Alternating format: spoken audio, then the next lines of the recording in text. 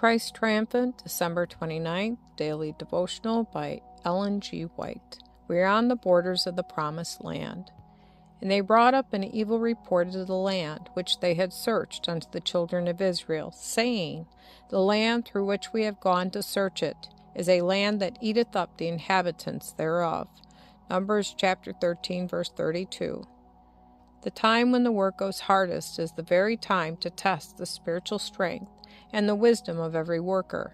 When difficulties arise in any branch of the cause, as they surely will, for the church militant is not the church triumphant, all heaven is watching to see what will be the course of those who are entrusted with sacred responsibilities. Some will stumble, some will give heed to seducing spirits, some will choose darkness rather than light because they are not true to God.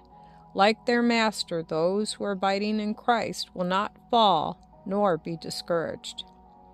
Now when we are just on the borders of the Promised Land, let none repeat the sin of the unfaithful spies.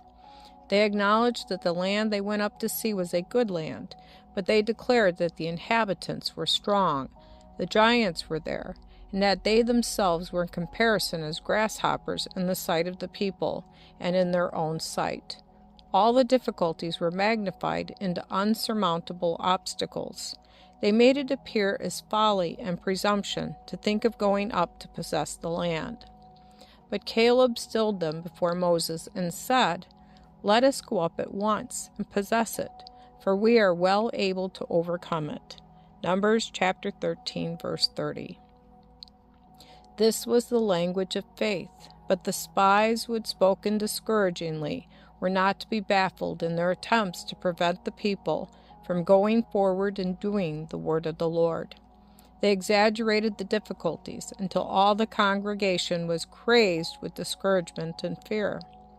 Amid all the lamentations and bitterness of feeling, Caleb and Joshua spoke to the congregation.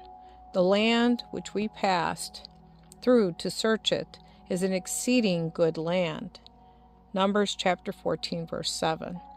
But the people wished to believe the worst, and while the ringing voice of Caleb was heard above the tumult, they stood with stones in their hands to batter down the men who bore the right testimony. While the people were cherishing doubts and believing the unfaithful spies, the golden opportunity for Israel passed by. Shall it be in these last days, just before we enter into the heavenly Canaan, that God's people shall indulge the spirit that was revealed by ancient Israel? People full of doubts and criticisms and complaints can sow seeds of unbelief and distrust that will yield an abundant harvest. The history of Israel was written for our admonition, upon whom the ends of the world are come.